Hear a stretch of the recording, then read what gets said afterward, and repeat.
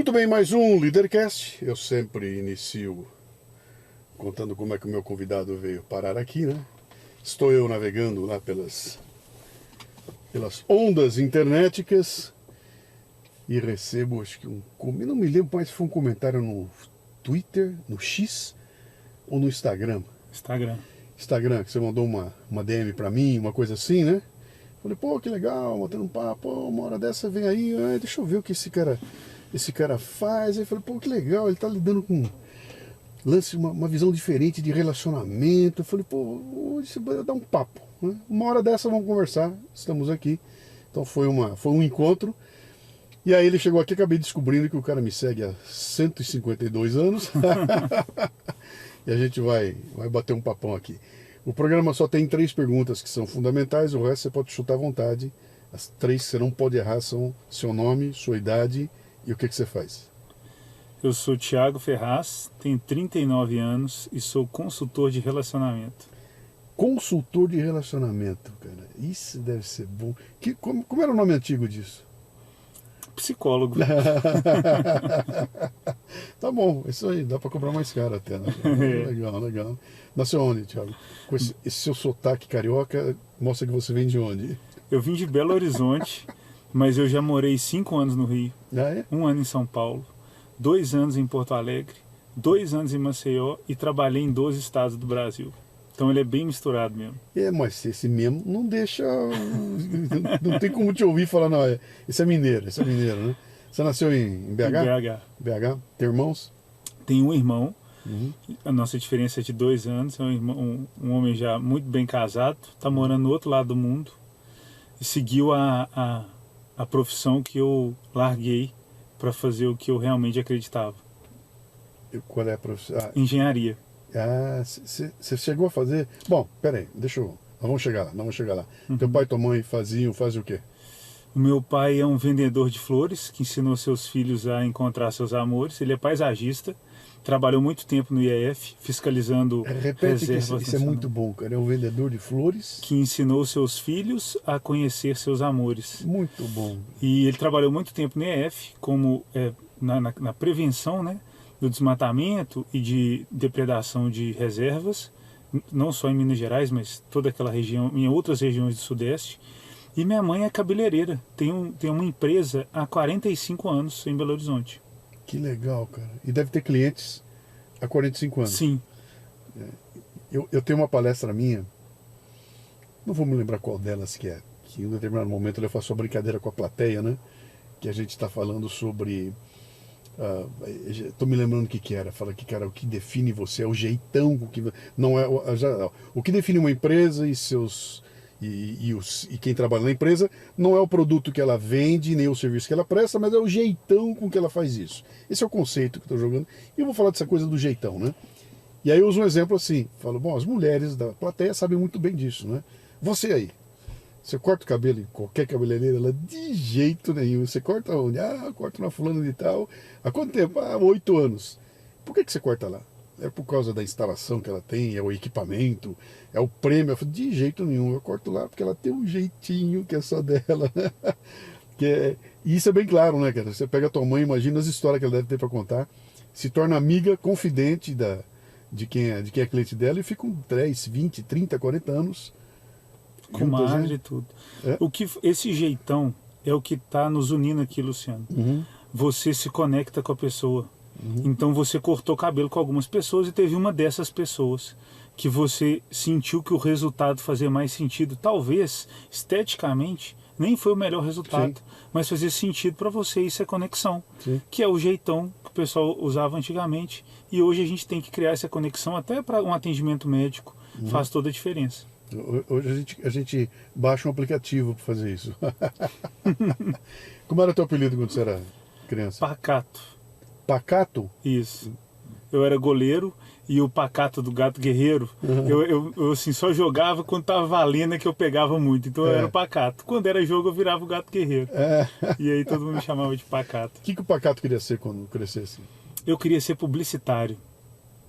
Tinha muita vontade de trabalhar com essa coisa de produzir conteúdo e de estar dentro da mídia para poder fazer parte daquilo que vai influenciar as pessoas. Nós estamos falando de 30 anos atrás? 30 anos atrás. Nós estamos falando de 1994. Eu tinha 10 anos em 94. O Romário ganhando a Copa pra gente. 94. Quando a propaganda tava voando, cara. Ainda era o auge dela, né? Os grandes filmes, as grandes propagandas, os grandes publicitários. Todo moleque queria trabalhar com isso. E você seguiu esse caminho ou não? Não. A minha família não era uma família que podia deixar eu escolher esse caminho. É claro que nunca houve uma restrição, mas eu precisava de algo que me desse algum respaldo financeiro imediato. Uhum. E pensando nisso, eu queria estudar paisagismo, que era o que meu pai atuava na época. Só que o curso, abriram-se as inscrições, mas não saiu o edital do curso superior de paisagismo. Como não saiu, eu fui fazer engenharia civil, porque eu tinha um primo que trabalhava nessa área, um primo muito próximo. A gente cresceu juntos na mesma casa e ele estava iniciando a empresa dele. Meu pai já tinha trabalhado com construção, porque paisagismo e construção se unem em vários pontos. E eu resolvi estudar engenharia, porque ali eu via que eu tinha esse respaldo financeiro imediato. Uhum. E você se deu bem quando entrou e começou a engenharia? Você falou, pô, aqui vai dar samba? Muito bem. Sempre fui muito bem em todas as minhas... Assim, eu costumo dizer que eu nunca perdi uma entrevista de emprego. Uhum. Trabalhei em 6 construtoras e todas as entrevistas de emprego que eu ingressei, eu fui contratado. Com exceção de uma. Eu estudei numa faculdade particular e lá em Minas a gente tem a cultura de que as faculdades públicas são as melhores e quem estuda ali tem o melhor currículo. E eu me vi numa grande empresa, num processo seletivo, onde tinham 11 candidatos e eu era o único de uma faculdade particular. E eu vi que as minhas chances eram pequenas e realmente nesse momento eu não consegui progredir nesse processo. Fora aí, tirando isso, eu tive muito sucesso em todas, não só sucesso para ser contratado, mas na minha vida profissional como engenheiro, porque eu sempre fui muito bom com pessoas. Uhum. E como eu sempre trabalhei com execução, eu lidava muito mais com pessoas do que com números, e por isso os meus resultados eram muito bons. Uhum. Tão bons que me desviaram do meu estudo, porque eu comecei a trabalhar assim que eu comecei a estudar e acabei prolongando um pouco mais a minha faculdade. Você chegou a tirar o certificado de engenheiro? Sim, Saiu? Sim. Então você é engenheiro civil?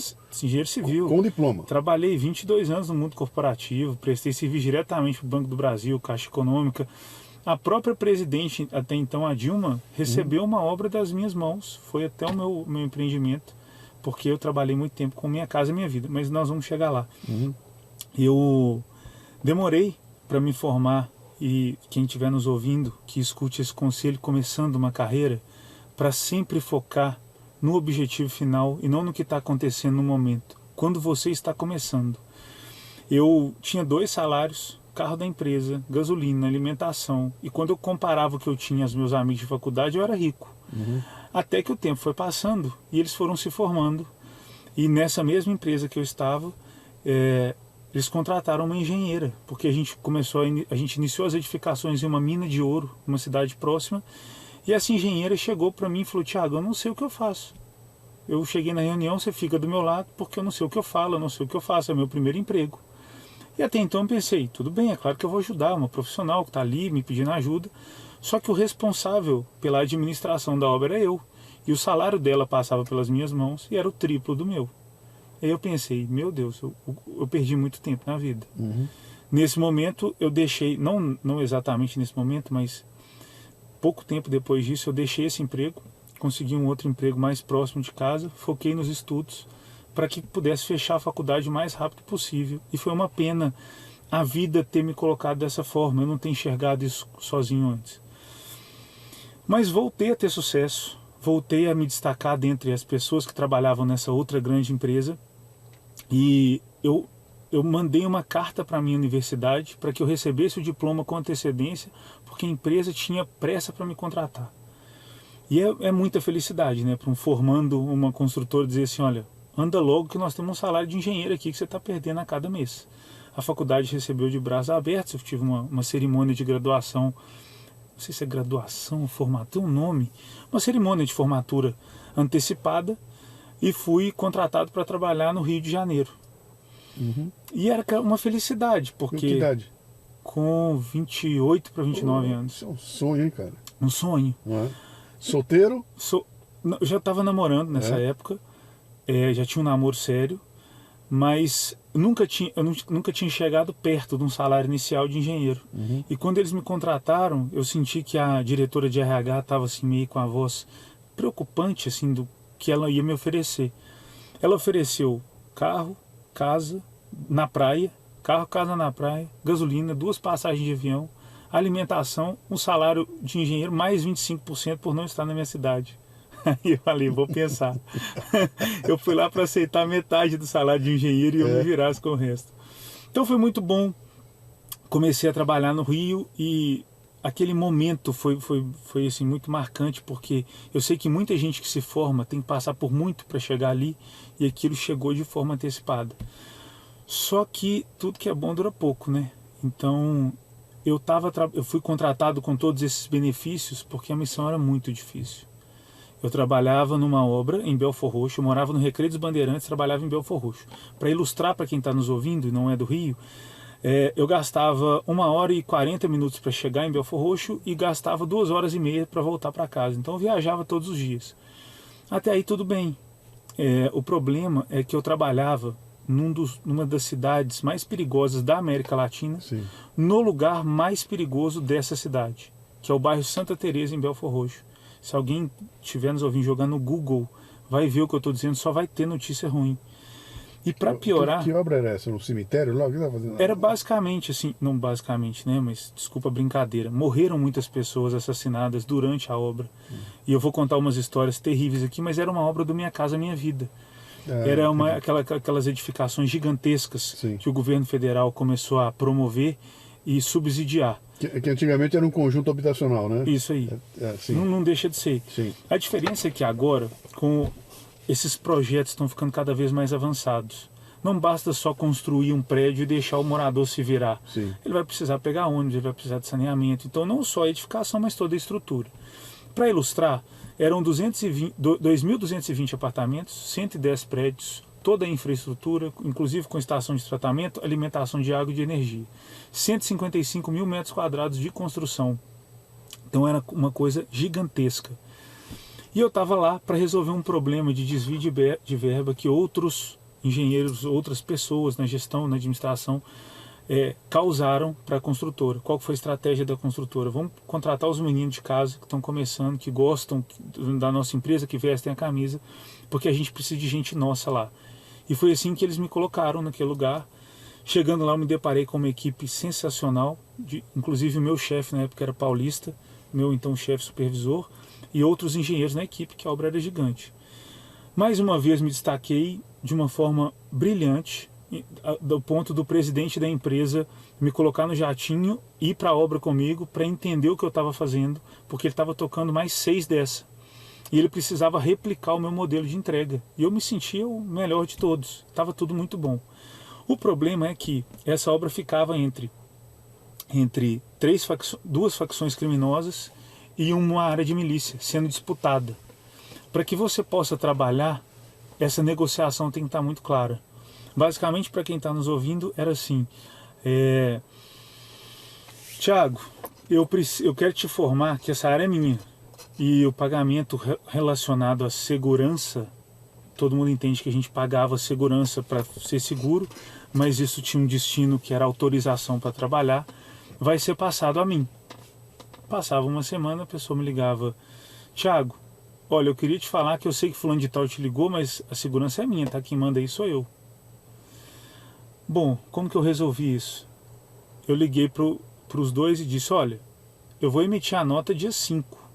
Quem estiver aqui, eu emito a nota. Vocês não precisam me provar quem é dono, me dizer quem é mais perigoso. É dia 5. Quem estiver aqui dia 5, eu emito a nota. Então foram desafios como esse que eu tive que vencer.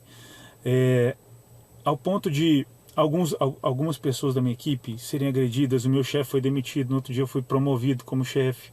E eu não queria assumir aquilo, mas acabei assumindo. E fui até o final, entreguei.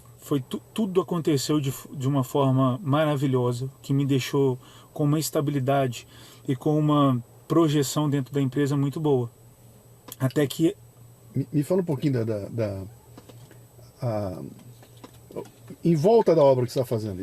Isso é uma obra de uma dimensão tão grande que ela muda a cidade onde ela está sendo feita. Né? Depois que ela estiver pronta e funcionando, ela muda a realidade de todo mundo que está lá. Né? É uma cidade. Havia essa consciência da comunidade de proteger vocês para que a obra saísse, porque você está falando para mim que vocês estavam lá entre a cruz e a espada, né? Podiam tomar um tiro na saída lá, se bobear, ser sequestrado e tudo mais. Né? Havia um resguardo da sociedade, o pessoal da região, de proteger vocês, ou não? Ou cada um por si? A proteção cada um fazia. Não existia... Para que você consiga visualizar o que a gente passava, a polícia militar não podia entrar.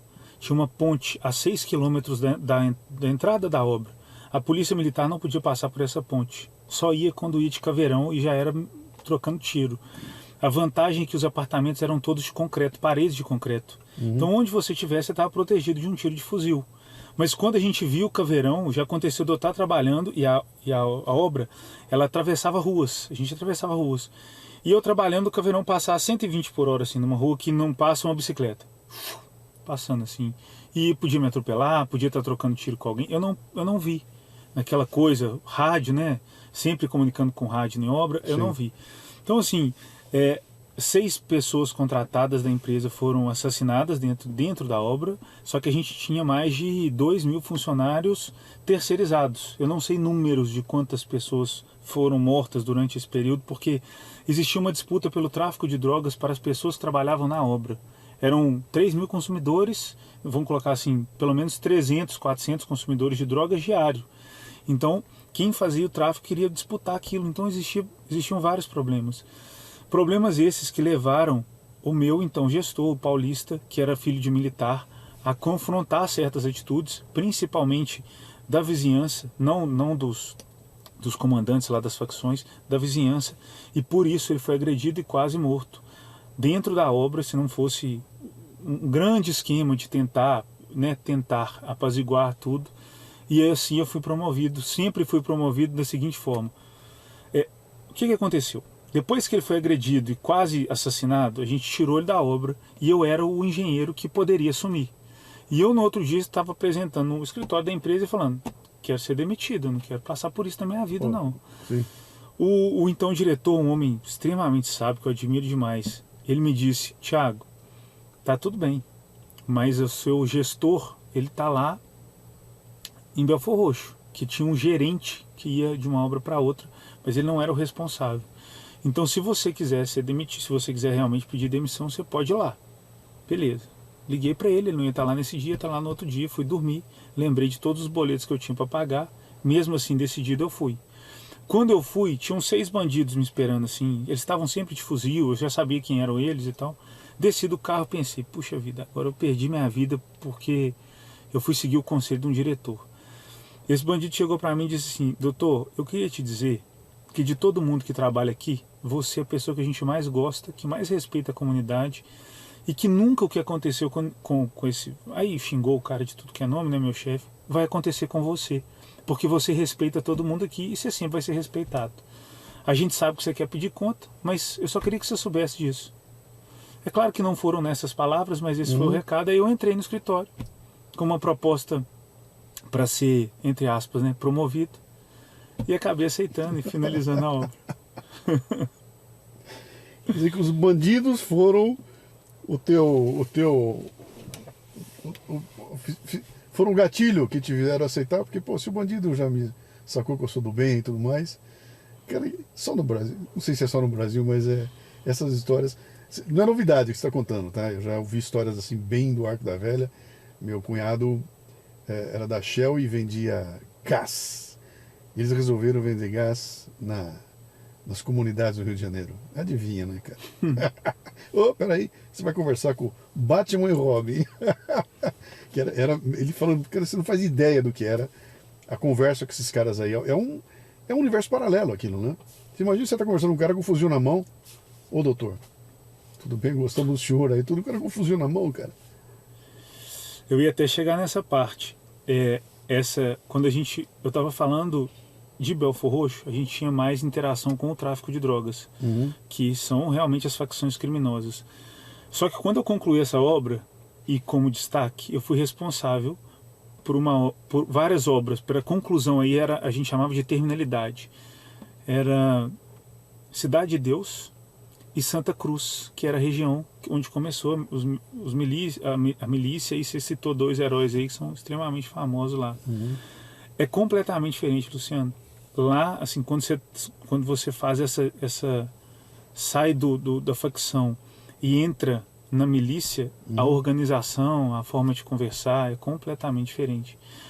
No começo você pensa assim, puxa vida, como é mais fácil, como eles são mais organizados. No final das contas o risco é 10 vezes maior. Então, conversando com a milícia do que com a... É muito maior.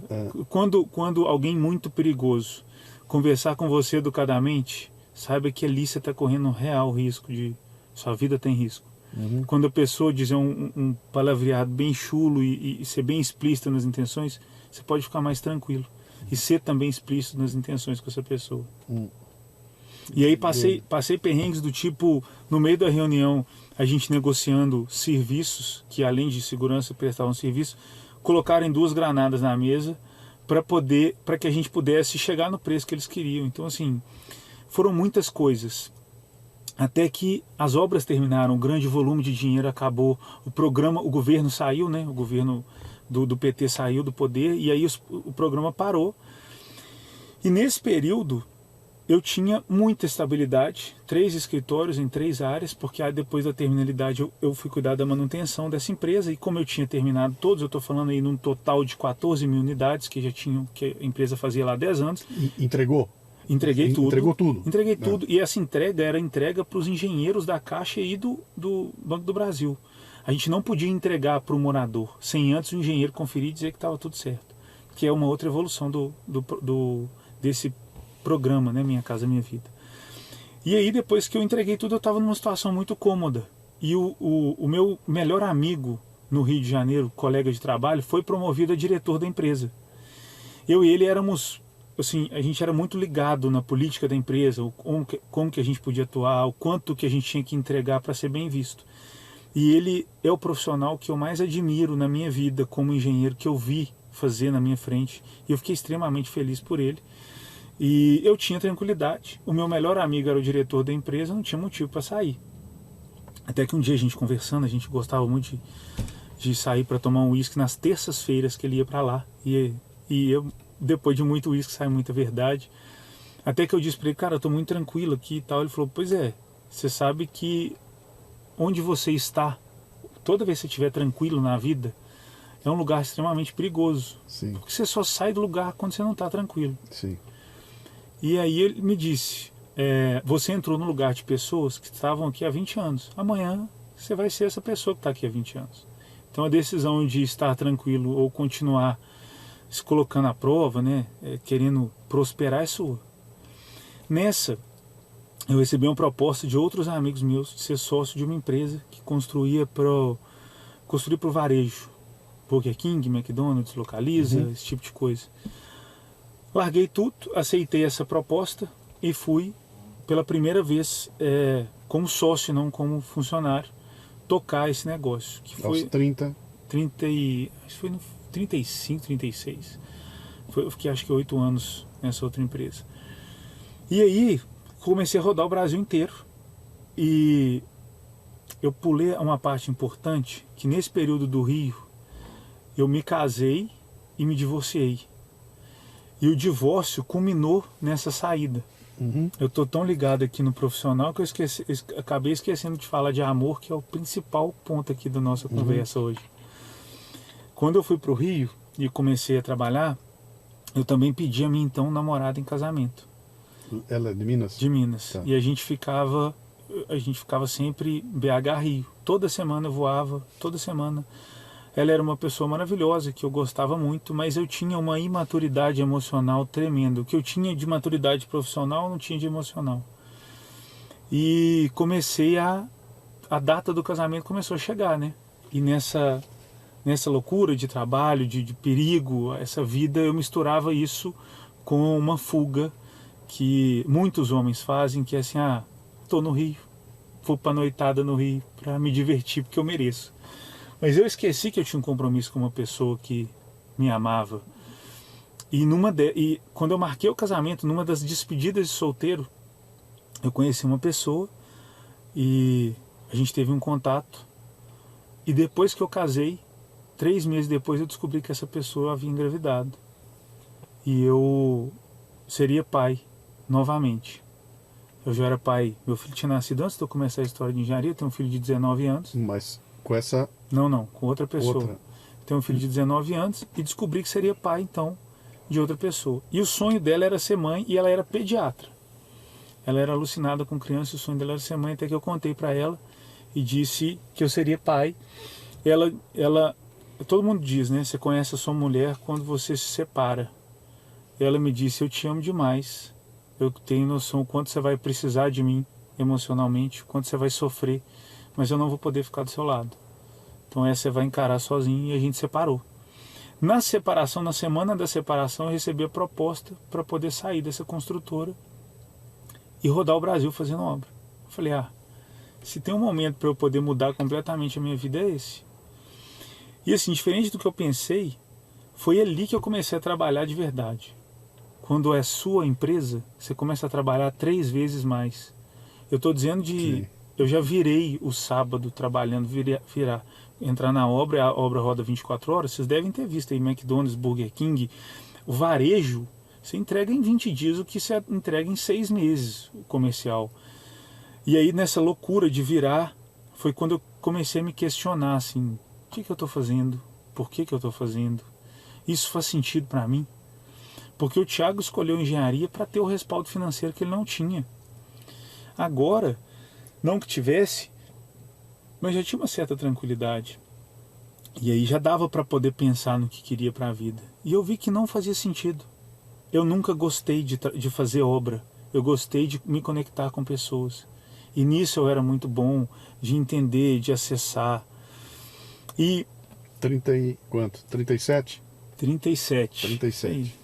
Tá. É 30, não, 36 para 37, isso aí. Volta um pouquinho aí para aquele momento lá que você... A data do casamento chegando, já é uma pressão. Você descobrindo que vai ser pai, tendo que contar, ela... Não, eu descobri depois, na volta da lua de mel. Você casou? Casei. Eu achei que foi antes, então. Então você casou, voltou, descobriu... Na despedida de solteiro, numa das despedidas, depois eu me casei. Você chegou a casar, tá. Depois do casamento, é que eu descobri.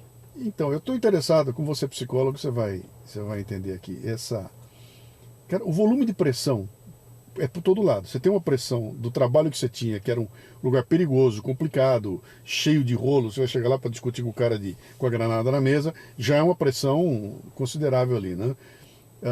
Ao mesmo tempo, esse lance de que vou me casar, não estou na minha terra, estou fora da minha terra, vou trazer ela para cá comigo, descubro que vou ser pai, vou contar para ela. Cara, isso aí para ficar louco é um estalo de dedo, né?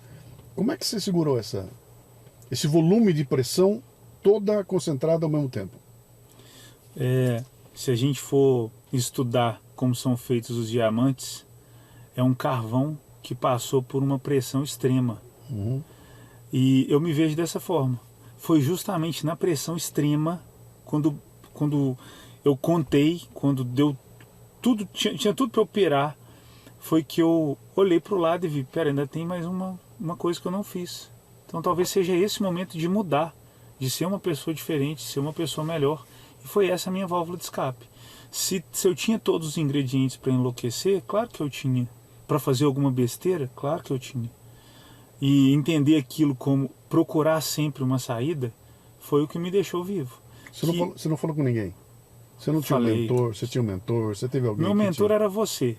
Eu escutava seus programas para poder entender o que era certo e errado nessa vida. Uhum. E eu tinha os meus amigos. Eu não contei para minha família, porque existe um processo até o nascimento de uma criança e eu queria que esse processo se concretizasse. Eu só tinha a mim e os meus amigos. Poucos amigos, claro, né? Não podia contar isso para muita gente. E aí foi justamente essa proposta de trabalho que eu tenho hoje, Luciano. É colocar o seu coração como bússola para a sua vida. Se você vai onde seu coração aponta, você consegue passar por qualquer coisa. Foi essa a minha saída. Você se arrepende? De forma nenhuma. Não me arrependo. Não da decisão de ter... do que você fez antes. Eu me arrependo pelo sofrimento que eu causei numa pessoa que me amava muito. Ela não merecia de forma nenhuma viver aquilo. Mas o reflexo que isso trouxe na minha vida é uma coisa que não tem preço. Uhum. Da mesma forma que é uma bomba que destrói muita coisa que tem em volta, mas que deixa o terreno limpo, né? E aí dá para construir muita coisa. Já era engenheiro mesmo. Então vamos construir. Bom, isso aqui dá para virar um programa, dá para ir longe aqui, cara. Mas vamos lá, você toma uma decisão então de... E aí você muda da água para o vinho, porque você tem um papel de liderança importante numa empresa, mas você não é o dono da empresa, a empresa está lá. Você precisa de recorrer a alguma coisa, chama o jurídico aí, alguém fazia por você. Isso. Agora você estava na tua empresa. Eu era sócio de uma empresa. Sim, onde as decisões iam passar pela tua mão também, né? Quer dizer, se der errado você tinha muito a perder, muito mais do que na outra lá, né? Como é que isso cai no teu colo, cara? Tipo assim, sou dono da firma agora e eu preciso pensar duplamente nas minhas decisões, porque não são mais decisões para eu manter o meu emprego e crescer na empresa. Agora é para a empresa ficar saudável, porque se eu errar, se eu pisar na bola e ela quebra todo mundo junto comigo, né? Como é que foi esse impacto aí? Você entendeu isso? Demorou para entender? Demorei para entender. Porque a primeira sensação é maravilhosa. Você pensa, eu sou dono, agora não tem mais burocracia, eu não tenho mais que passar por isso. Chega a hora que eu quiser, sai a hora que eu quiser, tiro férias quando quiser. Basicamente. E fui aproveitar disso, né? Pensei, bom, eu posso ultrapassar processos. Porque eu sou a pessoa mais interessada do início ao final. Para que eu vou seguir os processos? Uhum. E como eu sempre fui bom com pessoas, eu sempre odiei a burocracia, que eu acho que ela é o esconderijo da ignorância e da estupidez. E poder ter a chance de passar por cima daquilo que eu mais odiava, que era a burocracia, é o que mais brilhava nos meus olhos. Até que eu percebi que nenhuma empresa cresce sem processos. E foi justamente por isso que eu não consegui seguir na empresa. Uhum. Porque eu tinha que me dobrar diante dos processos e aceitar esses processos. E eu me vi mais uma vez, agora como dono, mais preso ainda do que como funcionário. Porque eu tinha que, além de cumprir os processos, dar exemplo. Aí eu pensei, não.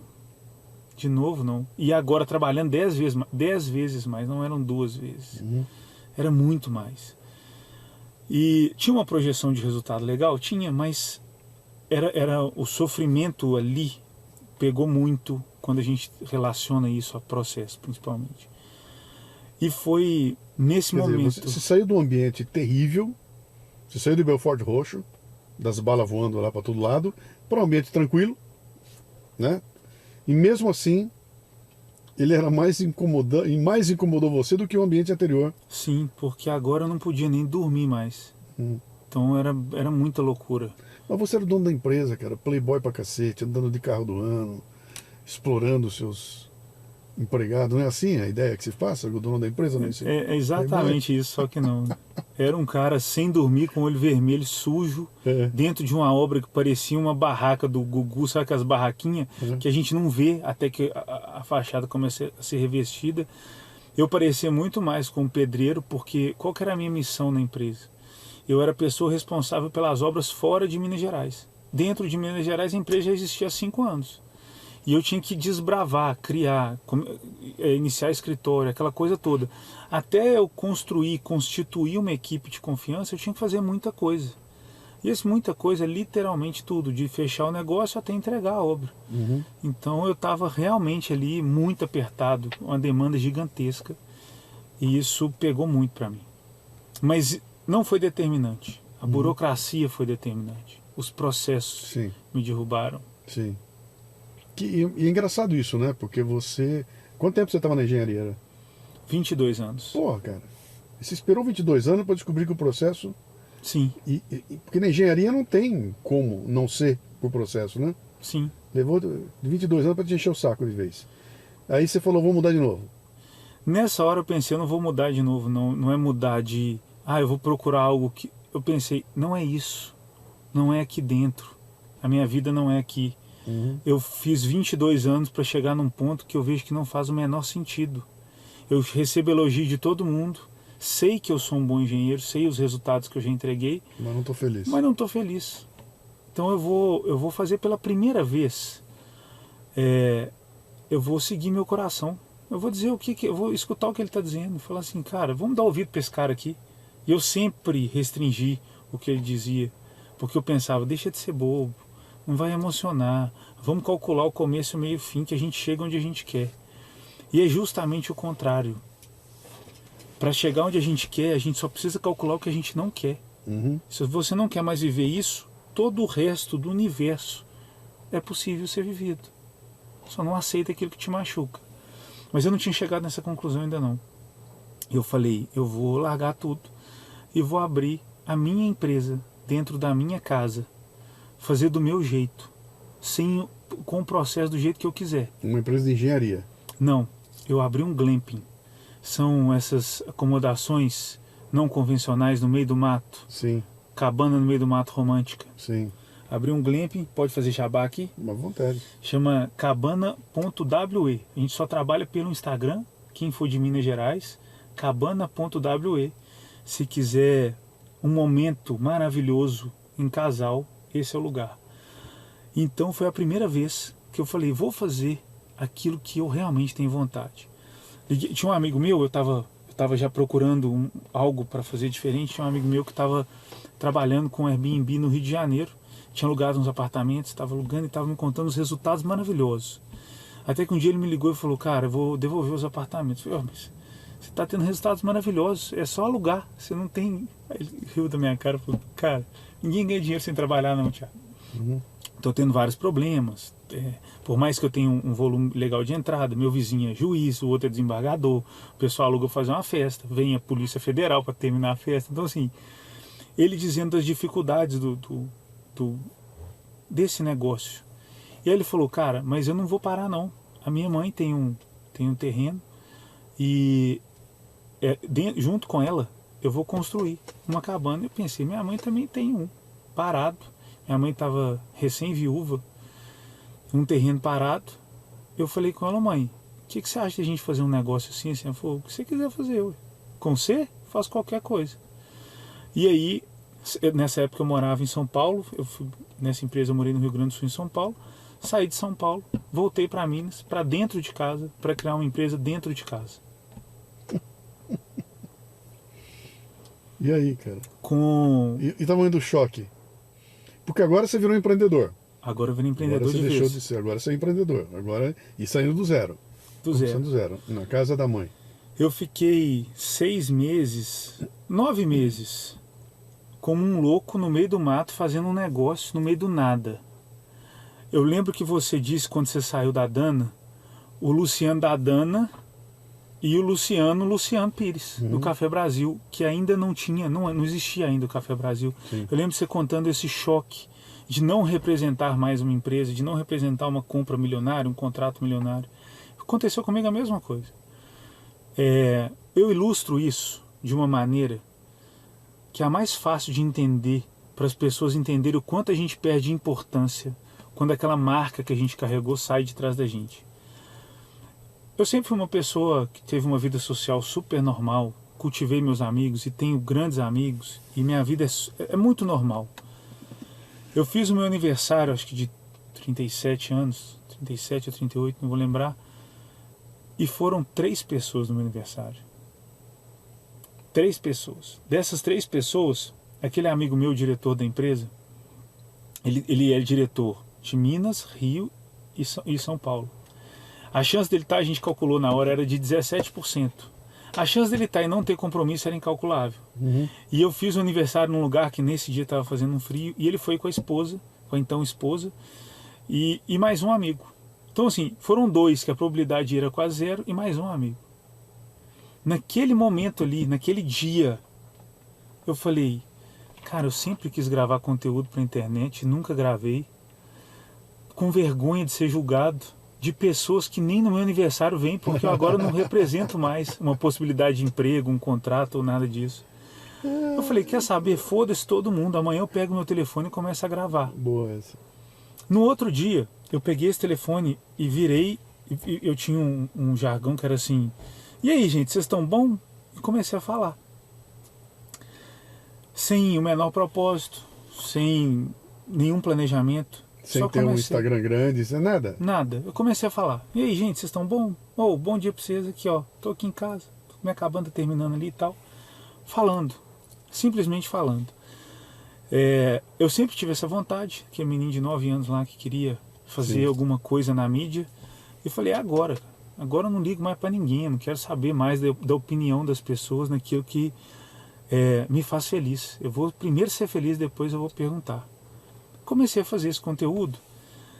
Muito também porque a cabana estava ficando pronta, a minha primeira unidade, e eu precisava bombar o Instagram dela, e comecei a postar coisa no Instagram. Falei, por que não fazer comigo? E aí comecei a fazer. A cabana inaugurou, e graças a Deus deu muito certo. Ela teve um sucesso assim extraordinário. Uma cabana? São duas. Vão ser 6. Eu concluí a segunda em julho do ano passado.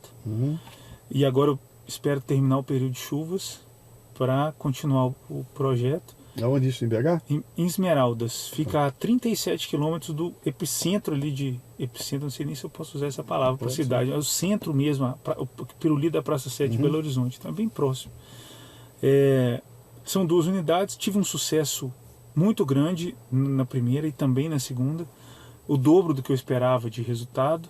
O que foi maravilhoso. E o que me deu tranquilidade financeira para poder realmente fazer aquilo que eu amava com o tempo livre. Porque um engenheiro que cuidava de obra em 3 estados, administrar uma cabana no meio do mato, me sobrava tempo.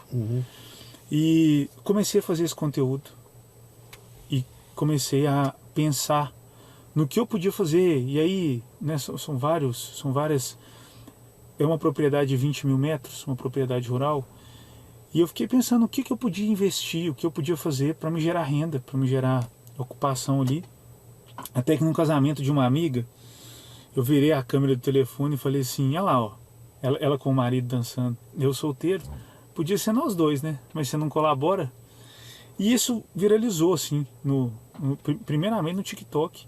Viralizou, que eu falo, para quem está começando, hoje para mim é um vídeo normal. Mas na época, deu 170 mil visualizações, o que me trouxe 7 mil seguidores em uma semana. Então, cresceu muito, muito rápido para quem não tinha nada. E quando eu começava a falar de relacionamento, eu via que eu me conectava profundamente com as pessoas, que eu recebia, não, está acontecendo isso comigo, não, que legal a sua visão.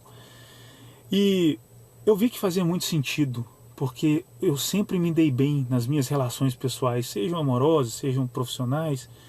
Fazia muito sentido mostrar a visão, mostrar o meu jeito de ver como a gente pode ter um relacionamento saudável. Só que eu não podia fazer isso simplesmente porque eu achava legal. Eu era um engenheiro, eu entendia de exatas. Foi nesse momento que eu comecei a estudar psicanálise. Você até me disse no começo, você que é psicólogo, te corrigindo, sou psicanalista. Psicanalista, então? Isso. Tá. Como eu já tinha uma graduação, pensei, não vou entrar em outra graduação agora. Eu vou ver o que eu posso fazer que vai me credenciar a possivelmente fazer um atendimento. E mais do que isso, atender ou conversar com essas pessoas com uma responsabilidade emocional, que era o que estava guiando agora os meus passos. E aí eu estudei psicanálise, me formei e comecei a atender como consultor de relacionamento, não como psicanalista. Por que essa diferença? O psicanalista ele vai entrar na vida da pessoa de uma forma extremamente profunda. Ele não, no primeiro momento, sugere um tratamento. Ele tem que mostrar para a pessoa. O psicanalista é o espelho daquela pessoa. Ele mostra aquilo que a pessoa não consegue ver por si só. E isso para mim era chato. Aprofundar na vida, fazer parte daquele paciente, aquela coisa toda. O que eu queria era fazer uma modelagem emocional para que a pessoa conseguisse ver com facilidade, com objetividade, como as coisas realmente são, para que a dificuldade que a pessoa estivesse vivendo com o relacionamento, ela pudesse sanar através de uma pessoa que sempre teve facilidade com isso. E aí comecei a atender, comecei a fazer conteúdo, aí meu Instagram começou a crescer, meu TikTok começou a crescer, fui chamado para fazer vários podcasts, vários conteúdos. Então, qual é o CNPJ aí, cara? É o da cabana? Então, o CNPJ está acabando. Eu não tenho CNPJ... Não nasceu uma empresa. Não nasceu uma empresa. Eu não sou o empresário consultor de relacionamento. Talvez agora como palestrante, né? Porque eu recebi a dica de um grande amigo. Mas até então, não. Pô, mas que interessante isso aí, cara. Porque você acabou... Pera um pouquinho. Você monetiza isso? Sim. O atendimento é pago? Pago. E você pode receber porque você é psiquiatra? Psicanalista. Desculpa, psicanalista. Deve ter o CRM, sei lá como é que é o nome desse negócio pra vocês. Mas eu não uso isso para atender. Porque como eu não atendo como psicanalista, é claro que eu tenho um número, mas eu não atendo como. Então eu não emito um recibo de psicanálise. É uma mentoria. Sou um coach de relacionamento. Ok. Tá num lugar que eu não consigo situar muito bem ainda. Por isso que eu te perguntei, qual é o CNPJ? Mas é parecido com o seu. Pois é, cara, mas eu tenho uma empresa chamada Café Brasil Editorial Limitada, está descrito no contrato social, tudo que eu faço aqui, eu emito uma nota a você, porque tá tudo coberto, né? Eu não tenho uma cabana para alugar e ao mesmo tempo faço atendimento, né? Tá tudo comum aqui, né? No meu caso dá para entender. O teu, você está atuando num lugar onde tem 1 milhão de pessoas atuando agora, né? Que é essa penumbra onde quando você bota eu sou um coach, é de qualquer coisa. Você pode ser um coach de qualquer coisa. Basta eu ter um determinado conhecimento e ter um respaldo para poder cobrar por isso, né? De alguma forma, né? Mas é interessante, porque isso... Onde é que eu quero chegar, cara? Pô, você vem de uma puta empresa, você vem de processo, você vem de dono de empresa, e de repente você entra num negócio que é o empreendedorismo na essência, né? Você não tem um prédio, você não tem um escritório montado.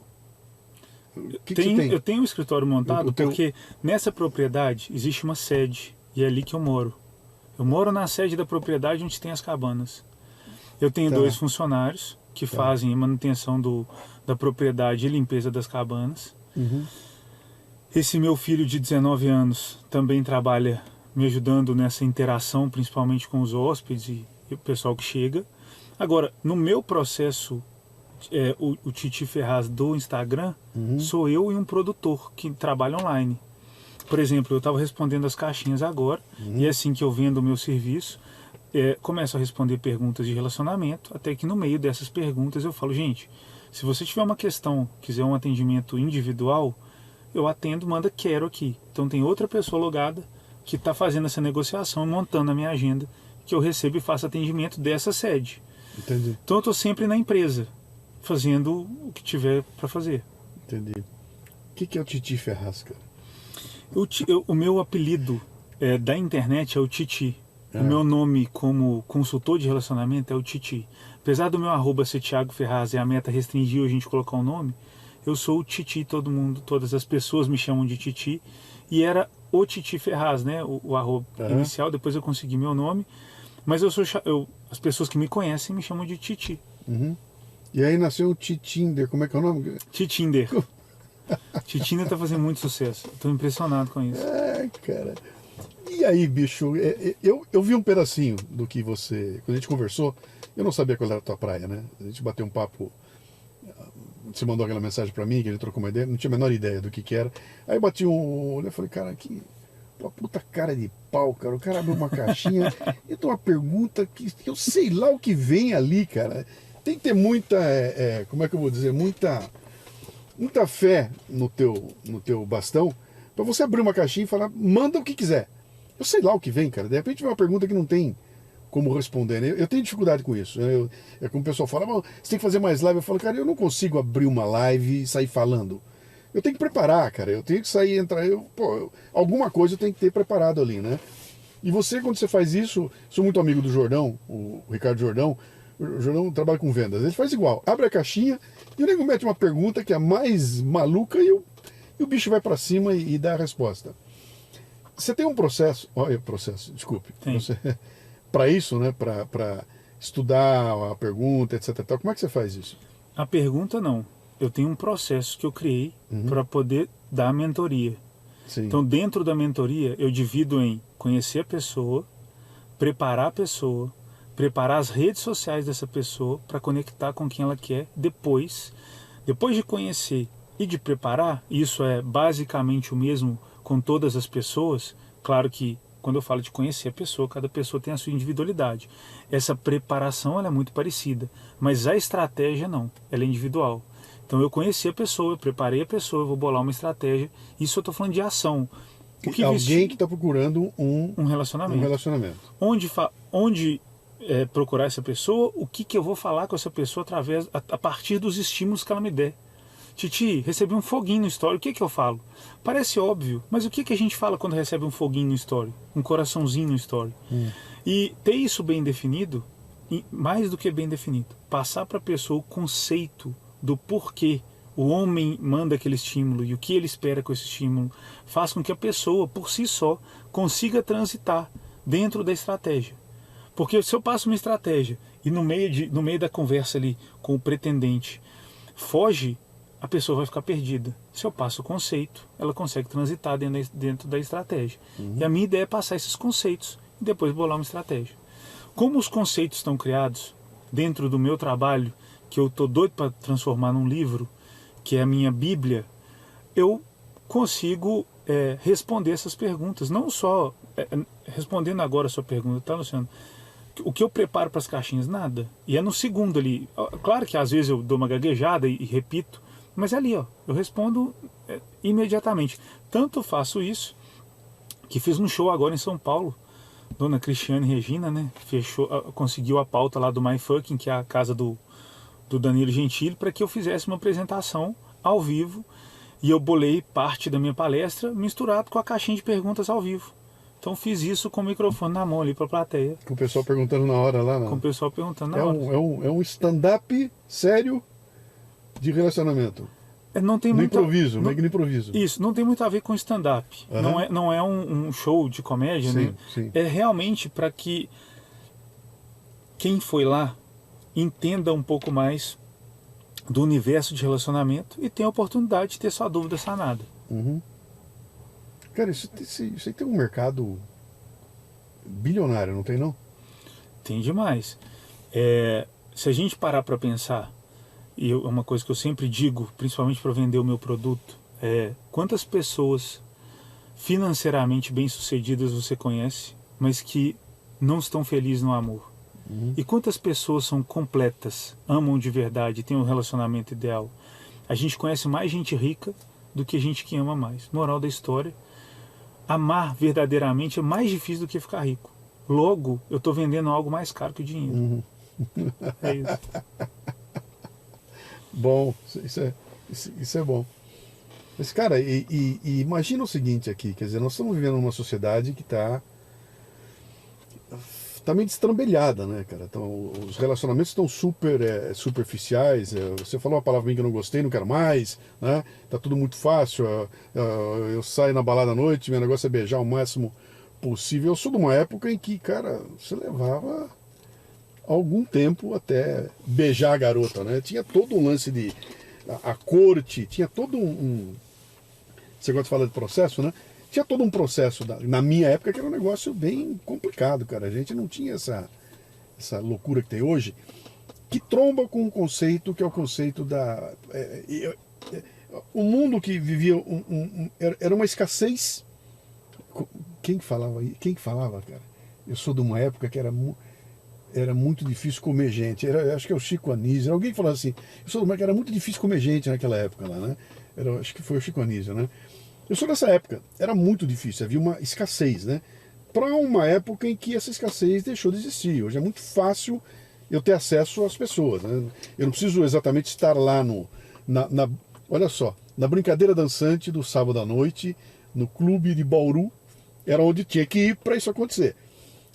Hoje em dia, cara, eu não preciso estar na brincadeira dançante, eu estou aqui no celular, eu estou me relacionando com alguém, né? Então ficou muito fácil. E ficou tão fácil o acesso que parece que a escassez desapareceu. E aí as coisas perdem valor. Cara, eu dava um puta valor para uma fita cassete na Blockbuster, cara, com um filme bosta. Eu chegava em casa e eu assistia o filme inteirinho, que tinha um valor, porque não tinha, cara, aquela coisa muito rara, né? Então eu assistia o filme inteiro. Hoje em dia, cara, com Netflix, dane-se o filme. Eu começo o filme largo, assim, um atrás do outro. Não tem mais valor aquilo, né? E me parece que nessa questão do relacionamento, alguma coisa aconteceu na sociedade que, por essa superexposição, essa grande facilidade, você perde o valor do relacionamento. Tô viajando? Eu não sou do ramo, tá? Você que é... Sim, eu não concordo com esse conceito. Tô viajando? Sim, eu não concordo com esse conceito de que por ser fácil a gente perdeu o tesão que existia. Eu acho que a gente perde por estar velho. Eu, com 40 anos, já não sou mais aquele cara que pegava o carro e andava 100 km para uma exposição em uma cidade do interior de Minas que ia ter umas meninas que eu não tinha visto. Jamais vou fazer isso, ficar solteiro amanhã. A gente vai envelhecendo e as coisas vão perdendo a graça. A gente tem que pensar sempre na cabeça daquele jovem, daquela jovem. E o que mudou muito, eu que sou um cara otimista, né? Cresci escutando Luciano Pires, então tenho uma visão muito positiva do mundo, foi que o machismo está deixando de existir. Quando o Chico falava, era muito difícil comer gente, na cabeça das meninas, elas não podiam. Eu quero dar, não podia. Cara, olha o quanto é legal a mulher hoje poder falar assim, eu quero sentar no cara. E é isso. Eu não tô afim de um relacionamento agora, eu só quero sentar no cara. Ter essa liberdade está proporcionando para as mulheres algo que elas nunca tiveram. E essa tal facilidade é simplesmente as mulheres falando assim, não, calma, você não precisa disso não. Eu quero é sexo. Eu posso querer? Beleza. Se os dois querem relacionamento, maravilha. Mas não necessariamente tem que ser assim.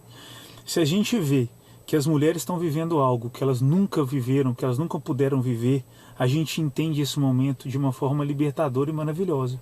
E não de banalização, que muita gente quer colocar simplesmente por a mulher estar se libertando.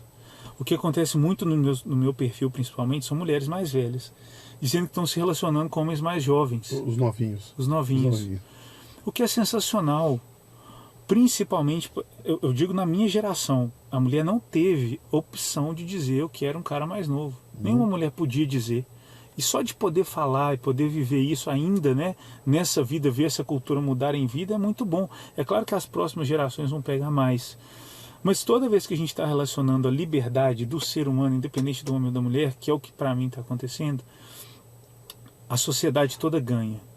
A gente tira aquele peso do sexo. O sexo teve um peso muito grande assim nas nossas vidas, sempre conectado à religião de uma forma desmedida. Então a gente tirar esse peso, eu acho que faz muito bem para a alma, faz bem para a vida e para a sociedade como um todo. É justamente embasado nisso, quando a gente tira o peso, que a gente consegue realmente viver o amor. A minha concepção de amor, que é o que eu ensino na mentoria e a base do meu conteúdo, eu sou sempre o cara que falo, gente, eu vou te preparar para amar e não para pegar um cara. Eu não sou o Hititi, né, o conselheiro amoroso, não. Eu sou o cara que vai te preparar para amar. E como que a gente se prepara para amar? A gente define aquilo que a gente não quer, porque o amor vem do que a gente não conhece. A gente precisa ser surpreendido. Então, entendendo que está muito mais fácil definir hoje, pelas experiências que a gente pode viver, o que a gente não quer, eu acho que hoje está mais fácil amar profundamente do que antigamente. O que acontecia muito antigamente é você ver relacionamentos longos e infelizes. E recebo muito, principalmente em caixinha, Titi, eu estou num relacionamento, não estou feliz, mas eu estou aqui pelos meus filhos, porque eu preciso dar essa base familiar para os meus filhos. Eu respondo sempre da mesma maneira, que assim, nossa, que ótimo, você está passando 2 mensagens ruins para o seu filho. Primeiro, você está chegando para ele e dizendo, se tiver uma merda o seu relacionamento, sua vida continua passando por isso para os seus filhos. Segundo, a vida é uma merda mesmo, tá? Você acostuma logo. Então, estar num relacionamento para que os filhos tenham uma base familiar é ensinar 2 vezes que a vida está errada para os filhos. E isso está muito relacionado à forma de amar. A gente está progredindo nisso. Você não acha que essa liberação que você disse que as mulheres estão vivendo agora, isso não está assustando os homens, cara? Os homens estão preparados para isso? Não estavam preparados? Isso não está de alguma forma... eu tenho a impressão que tem uma desconexão, sabe? O homem não amadureceu na velocidade que a mulher amadureceu. Talvez a mulher, a gente olhasse e falasse, a mulher estava tão presa, que a hora que a gente solta a amarra, ela expande. E o homem não estava preso, então não tem amarra para soltar. Ele fica parado onde estava e a mulherada expandiu, né? E o homem agora, ele assusta, né? Você acha que isso acontece? Com certeza. Com certeza. A gente está vivendo um período de choque cultural. São culturas se chocando literalmente. Mas o que acontece? De onde vem esse cara assustado? Eu vejo muito relato de homem falando assim, porque a mulher tem o poder do sexo com ela, então para nós homens é às vezes mais difícil entrar nesse jogo, a gente fica inseguro. Eu sei de onde vem esse discurso desse medo. Sim, o homem está diferente, né, culturalmente, você colocou de forma brilhante, e existe esse choque, ponto, isso é uma coisa.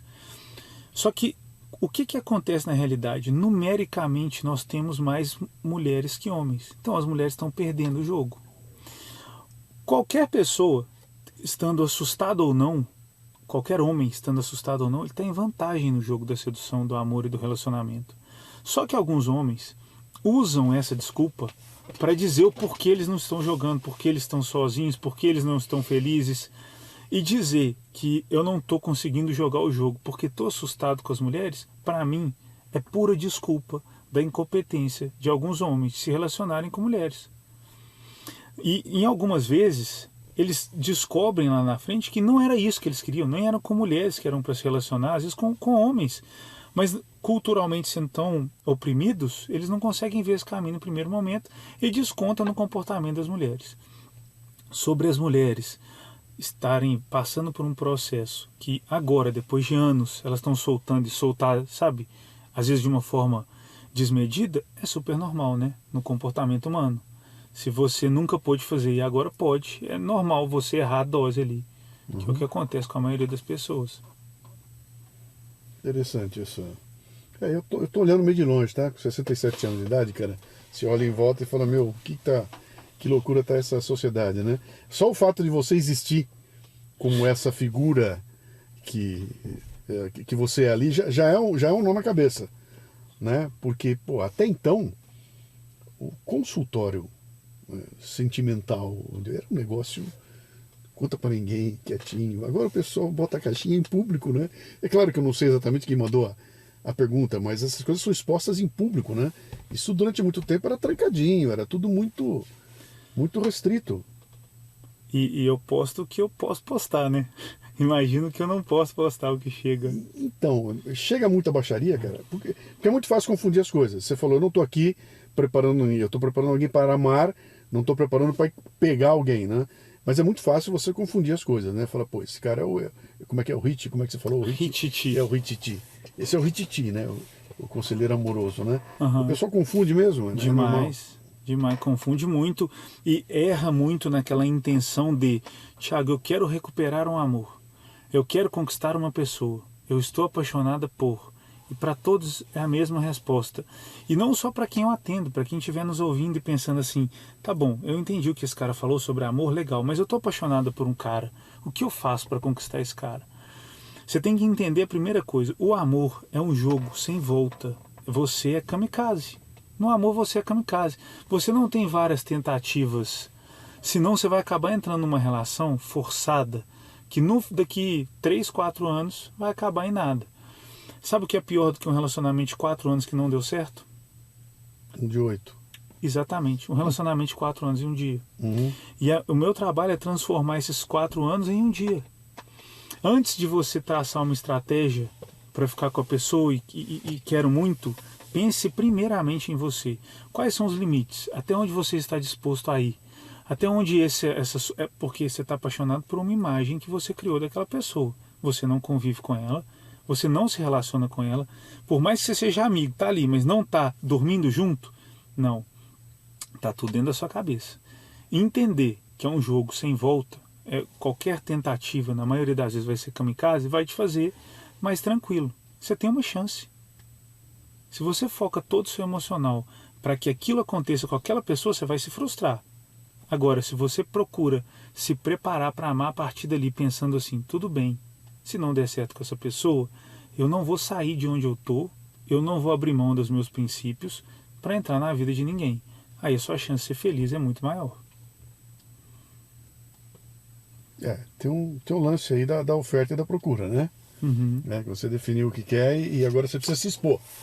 Aquele lance, né? Eu tenho que me expor a esse ser que eu estou em busca, eu não sei onde está, eu não sei de onde ele vem, como é que eu faço para me expor? Como é que você lida com isso aí? Como é que você aponta? Onde eu vou buscar? Em que lagoa eu vou pescar? Como é que você faz? Sobre estar preparado, quando a gente diz onde eu vou conseguir uma pessoa, está muito relacionado ao perfil de cada um. Sim. Então, primeiro eu preciso entender o perfil. Mas eu vou dar umas dicas aqui, que são regras básicas que a gente precisa ter quando o assunto é quero conquistar alguém. Se você sai de casa em busca de um relacionamento, você precisa necessariamente ir para lugares que tenham música ao vivo. É gigantesca a diferença de um lugar que não tem música ao vivo para um lugar que tem música ao vivo. A interação que acontece entre as pessoas nesses lugares é muito maior e é justamente o que você está querendo.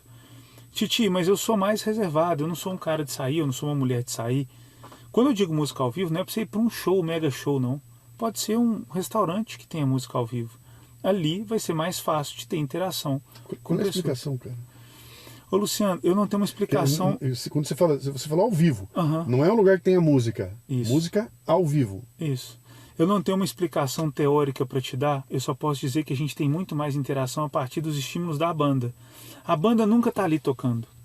A banda nunca fica tocando a música. A banda mexe com o pessoal, chama o pessoal, tira da cadeira. E o fato de tirar da cadeira proporciona interação. A minha ideia é te levar para um lugar onde tem o maior número de interações. Então, na dúvida, todo mundo vai ter um lugar com música ao vivo, perto de casa. E sempre fica, onde que eu vou? Tem um lugar que é muito bom, mas não tem música ao vivo. Sai dali, procura um lugar que tem, que você vai ver que você vai interagir mais. A partir de interação é que a gente traça como que a gente vai responder. E se eu puder dar uma dica dessa conversa, né? Como é que a conversa vai, para onde ela vai, o que eu faço? A dica que eu dou é: fuja de fazer perguntas ou de entrar em assuntos que terminem em sim ou não. Já reparou que você não, né? Você é um homem casado e está vendo de cima, mas tem uma demanda muito grande que é sobre a conversa acabar. Você conheceu uma pessoa ali num barzinho com música ao vivo? E aí, como é que você tá? O que você faz? Eu faço isso, desse jeito. Então tá bom, então beleza. Se você pergunta isso, a pergunta é objetiva, a conversa acaba. Uhum. Sempre que você tiver naquela interação, pense em perguntas que não vão terminar em sim ou não e nem vão ser objetivas. Como que você faz para treinar o nosso grande e maravilhoso Tindão, né? Entrar em aplicativo de relacionamento, Tinder, InnerCircle, Bumble, Happn, são vários aplicativos hoje, e treinar essa interação para até no Instagram, ou quando você encontrar pessoalmente, você está ali já conseguindo, né? Dependendo da conversa, levar para onde você quer, vai fazer toda a diferença na hora de... Você recomenda esses aplicativos de relacionamento? A gente precisa usar. A gente estava falando em off ali que o quanto é importante a gente sair do círculo social. Uhum. Muitas pessoas não conseguem entrar num relacionamento novo porque convivem com as mesmas pessoas. E o mais engraçado é que eu escuto as pessoas assim: Titi, eu tenho vergonha de alguém me ver no Tinder. Eu já sou uma senhora. E o que eu falo é, quando a senhora chega numa festa de aniversário da sua família, o pessoal já olha lá pro Paulo, que é o vizinho novo que eles chamaram, e falaram: a Ivone tá solteira, tá, Paulo? Você já é a solteira, você já está exposta, quer você queira, quer não. Então você é uma mulher solteira que não deve nada para ninguém, você está com vergonha do que as pessoas vão pensar, elas já pensam assim. É o óbvio do óbvio. Então, a primeira coisa, a gente precisa ter essa... parar de ter vergonha de estar ali. Isso é uma quebra cultural. Isso é uma quebra cultural, né? Porque você está... Na cabeça da turma, estar ali é uma confissão de fraqueza. Para algumas pessoas, sim. Eu estou vulnerável. Me tornei vulnerável. Entendeu? Estou aqui porque eu não consigo me dar bem por minhas próprias contas, então vou usar essa muleta aqui para ver se eu pesco alguém. E aí todo mundo vai me ver. Ele tá aí, é que nem me ver. Eu vi o Luciano lá no Bar do Cristal. Eu vi ele lá, tava no bar lá no bar na pizzaria. Ele tava lá, cara. Mas olha só, vai quem tá afim de um caso rápido, não sei o quê. Então, frequentar esse lugar traz pra gente uma certa... eu falei, eu vou me expor, cara. Esse cara tá querendo o quê aqui no Tinder, né? Mas é um ponto, né? Porque eu também acho que tem muito preconceito, né, com relação a esses sites de relacionamento. Porque a impressão que você tem é que quem tá lá é pra putaria. Né? A gente comentou, né? Você falou, pô, já vi o cara pelado, já vi gente querendo. Me manda um nude, aquela história toda. Eu nem sei como filtrar isso, cara. Bicho, eu nunca entrei no Tinder, não tenho a menor ideia. Eu não sei como é que funciona, eu nunca entrei. Mas a minha impressão que eu tenho é que tem de tudo, né? E você tem que filtrar ele no meio, vai tomar porrada de montão. Eu não sei se tem hater, se, sabe, você botei minha cara lá e vê, ô gordo, ô velho, ô se enxerga aí, eu não sei se. Pode me destruir minha pequena autoestima ali, né? É assim? Não tem assim, é claro que pessoas ruins a gente vai achar em qualquer lugar.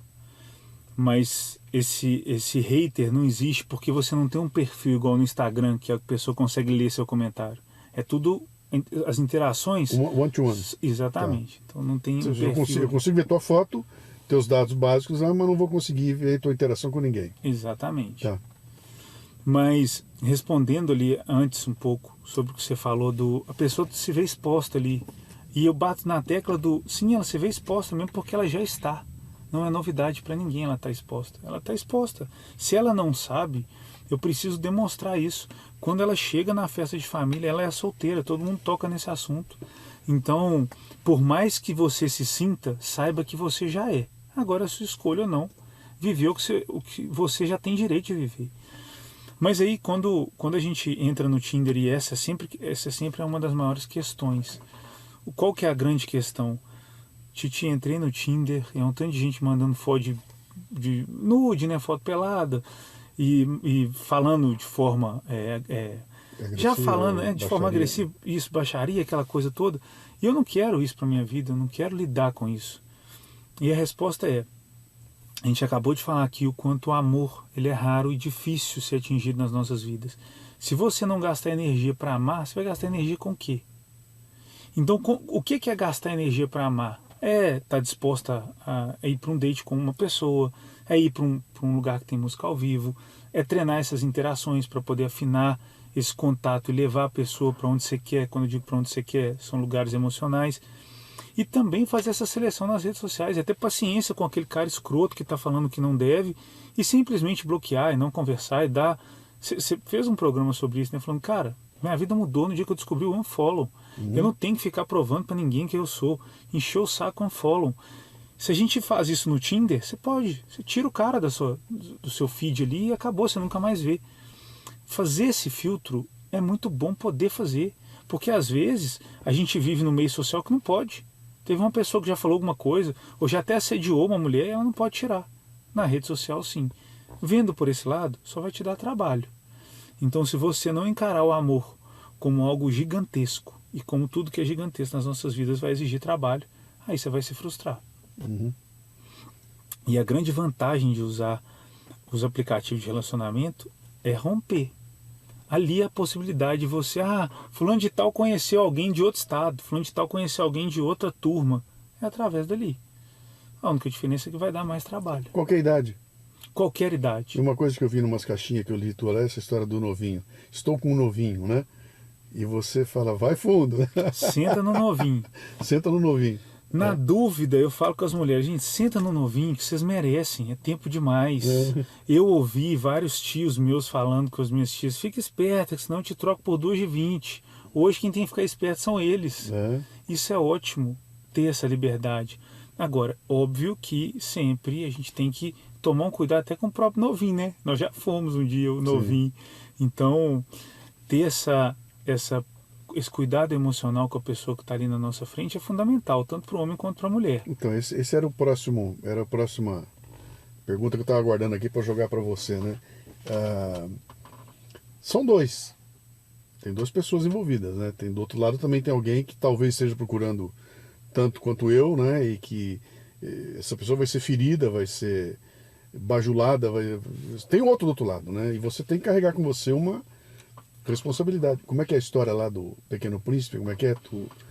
Você é responsável por tudo aquilo que cativas. Aquela história toda lá, né?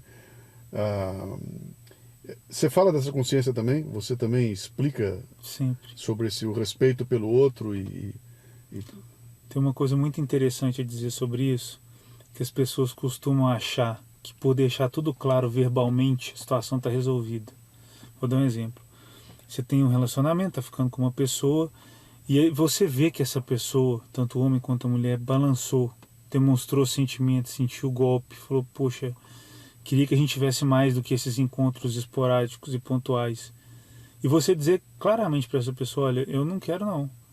Eu quero esse sexo gostoso que a gente tem, essa coisa rápida. Isso é o que eu estou buscando. Então eu quero ser bem honesto com você, honesta, e dizer que é isso que a gente vai ter. Para a pessoa que disse, parece que está resolvido, né? Ela foi honesta e disse, mas na verdade não. O que acontece é que a gente precisa ter a responsabilidade emocional, é saber que mesmo sem bater, a gente abre a porta do coração das pessoas. E sentir que está abrindo a porta, uma vez que você não tem intenção de ficar, é sua obrigação sair. Não é só dizer, a gente precisa ter essa sensibilidade para poder respeitar o outro indivíduo que está ali. Isso é muito importante. Uhum. E você encontra muito caso assim? Demais. Tem muita? Demais. Eu encontro muito caso de... Porque a mulher... tiveram alguns, né, coaches, igual você disse, o coach ele está numa penumbra ali que do nada o cara chega com uma regra. Sim. O pior é quando ele chega com a regra com explicação quântica, né? Sim. E aí já vem... Eu prefiro a explicação de... Não sei, eu acho aí, vamos lá. Criaram a regra dos 90 dias. Não sei se você já ouviu falar. Não. Falaram assim, olha, você não pode transar com um cara com menos de 90 dias. Ou você não pode pedir em namoro com menos de 90 dias. E todas essas regras relacionadas às datas, elas só servem para atrapalhar. Você tirou o sentimento, você está ali para sentir. Você tirou o sentimento e começou a usar estratégia de planilha. Não vai acabar bem. E muitas mulheres chegam para mim com a seguinte questão: Titi, tô ficando com um cara há 1 ano e meio. Como é que eu transformo isso num namoro? Não transforma mais. Você já perdeu tempo. Eu costumo dizer que a diferença entre posicionamento e imposição é o tempo. Se a pessoa fala uma coisa no momento certo, ela se posicionou e ela pode atingir os objetivos de uma forma brilhante. Se ela deixou passar o tempo certo, ela vai ter que impor. E impor, na maioria das vezes, é bem mais difícil. Uhum. Não estou dizendo para quem está nos ouvindo aqui que se você tem mais de 1 ano de relacionamento, é impossível que você consiga transformar esse relacionamento em algo sério. Mas é muito mais difícil. Porque, por mais que a gente tenha mudado, o homem ainda age a partir do seu ímpeto sexual. E quando a mulher consegue usar o ponto máximo desse ímpeto sexual, ela consegue atuar nesse acesso às emoções dele de uma forma muito mais assertiva.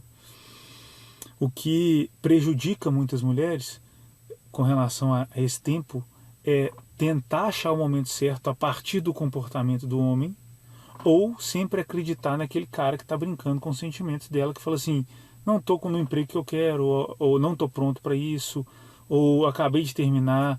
Que fique claro para todo mundo que está ouvindo a gente. Não estou pronto, não estou no emprego que eu quero, acabei de terminar, é tudo não, não, não e não. Não, melhor você sair fora, você está perdendo tempo. Diferente disso, você sempre vai pensar o seguinte: o cara não consegue lidar com o lado emocional dele, principalmente o jovem. Quando a mulher chega para esse cara e diz assim, vamos mudar, ao invés de ser essa ficada aqui, vamos transformar isso aqui em algo realmente sério, planejar um futuro, o que essa mulher está dizendo para ele? Ela está acessando o emocional dele, algo que ele não está acostumado a acessar. Uhum. Ele fala, eu gosto dessa mulher, eu tenho sentimento por ela, porque eu tenho tesão, não é sentimento. E a maioria dos homens corre. E o ideal é quando a mulher consegue fazer isso de dentro para fora. Ela precisa usar o ímpeto sexual dele para poder chamar ele para dentro da relação. Então ela tem que propor isso, né? Existem várias maneiras, e aí a gente entra com reais estratégias a partir de cada caso, para que ela use isso para transformar. Quando ela perde, acaba nisso que você disse, nesse sofrimento por irresponsabilidade emocional. Eu não quero ser o cara bonzinho aqui que passa o pano nos homens e diz, não, gente, o homem não sabe lidar com seu sentimento, e às vezes ele erra, não percebe o quanto ele está prejudicando a vida da mulher. Mesmo que ele não perceba, ele não tem direito de fazer isso. Então, é muito difícil para a pessoa que já está envolvida emocionalmente dar um ponto final e dizer, não aceito mais se for dessa forma. E às vezes, quando diz, o cara sai pela tangente e a pessoa sofre mais ainda. Então, o grande conselho é se ligar ao tempo. Tempo faz toda a diferença nesse jogo aí. E não tem uma receita, né? Esse negócio do tempo tem receita? Não de tempo. Sim. Eu não tenho aquela coisa do com 2 meses, mas tem uma receitinha. Essa eu passo na minha mentoria. Inclusive, quem estiver ouvindo, é só mandar quero no meu Instagram, que eu explico para vocês como que funciona, como que a gente acessa o emocional do homem de dentro para fora. Quanto tempo você está nessa 2 estrada? anos. 2 anos. E isso vem evoluindo? Demais. Vem crescendo? Fiz até um show agora. Você está sabendo do show, né? Mas a quantidade de gente que te procura, a maior parte é mulher, é homem? 90%, não, 95% mulher. Mulheres. Depois que eu comecei a fazer conteúdo com a Cris Paiva, minha namorada, ela que é uma pessoa que tem um contato emocional muito forte aí nas redes sociais, né? As palavras dela geram conexão com muitas pessoas, aumentou muito o meu público masculino.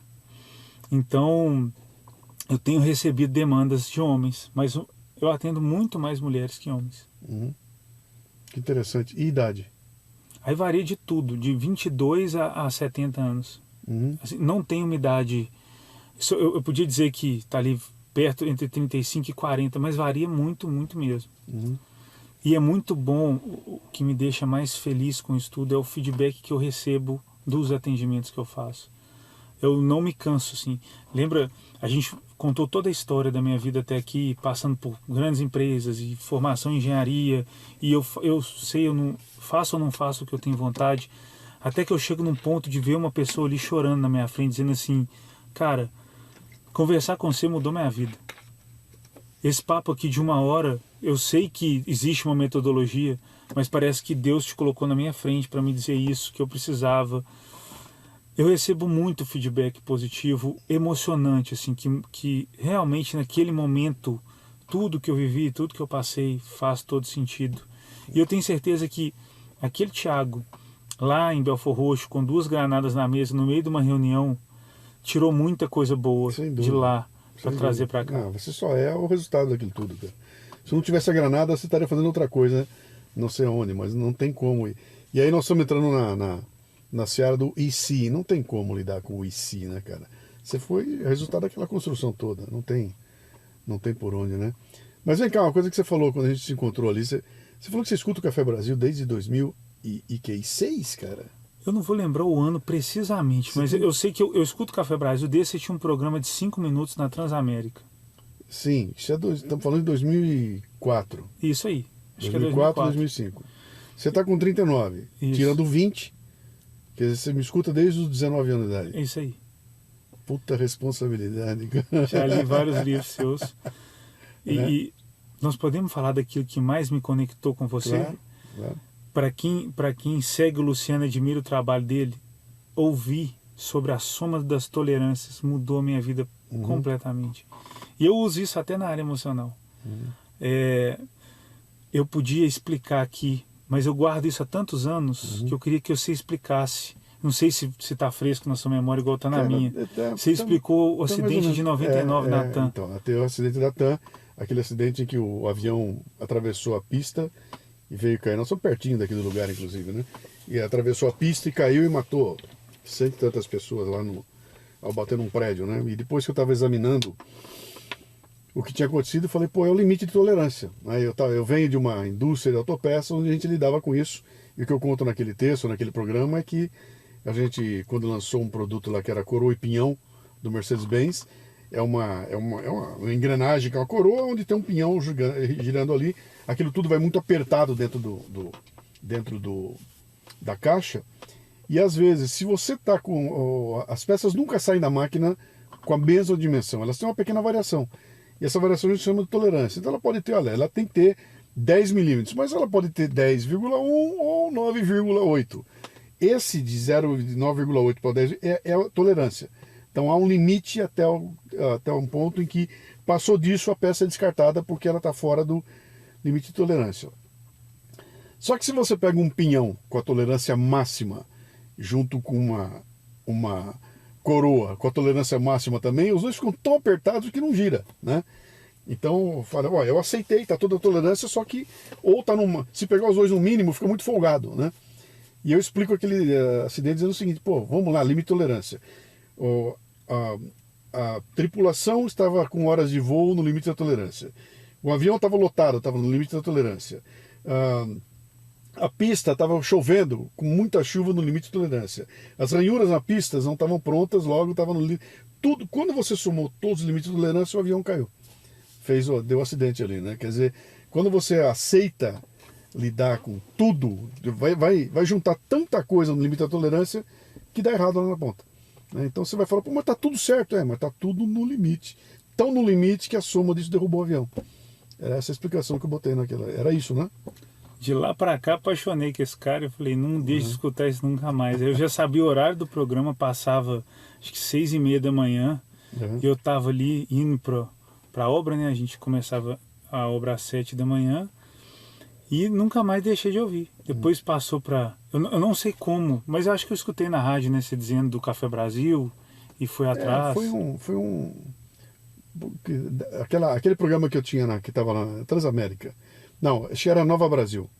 Se eu vi, era Nova Brasil na época. Depois, mais na frente, foi Transamérica. Não era? Não, porque não existia Nova Brasil em Belo Horizonte. Eu não sei como que isso chegou em Belo Horizonte. Eu sei que era na Transamérica lá. Então foi depois, cara. Então foi 2000 não foi 2004, não. Bom, não importa.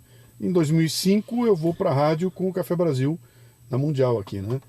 E não sei se não foi na Mundial, mas não era 5 minutos, era um programa de 25 minutos lá, né? E aí aí rodou. E o podcast surgiu como uma necessidade ali, né? Como é que eu faço um programa de rádio poder ser ouvido mesmo quando não foi ao ar, né? E aí surgiu a ideia do podcast, mas estou falando de 2006. Mas o que eu quis dizer é que, cara, você está com 39, você começou a ouvir com 18. Então, pô, bicho, são 20 anos. É muito tempo, cara. É muito tempo. Obrigado por continuar. Que isso, o prazer é todo meu. E não só ouvir, é uma coisa que você fala muito. Todo mundo que me conhece sabe de você. Todas as pessoas te conhecem. Tem gente, meu filho mesmo, ele não consegue ouvir o programa do Café Brasil, que eu tentei tantas vezes, quando ele vê a vinheta, ele já fala, ele já sai da sala. Sai.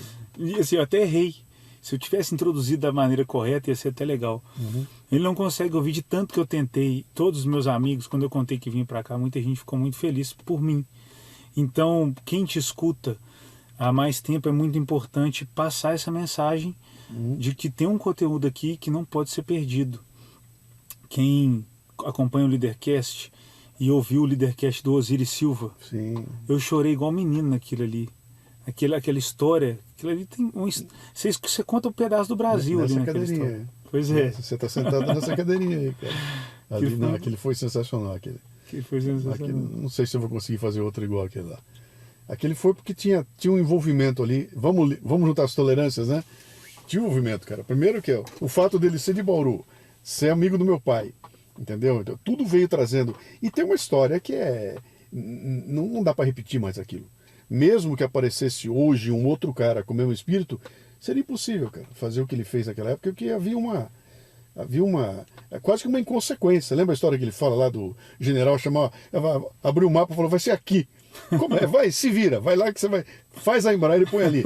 Pô, eu preciso de dinheiro, tá um cheque aí, se vira. E ele contando, eu indo no banco, abrir uma conta para uma empresa que não existia. Cara, é muito louco isso, né? Tem um grau de confiança nesse processo aí que é inacreditável, cara. É coisa que eu não consigo ver mais hoje em dia. Não dá mais. A sociedade não aceita isso mais, né? Abrir uma planta e falar, vai ser aqui, né?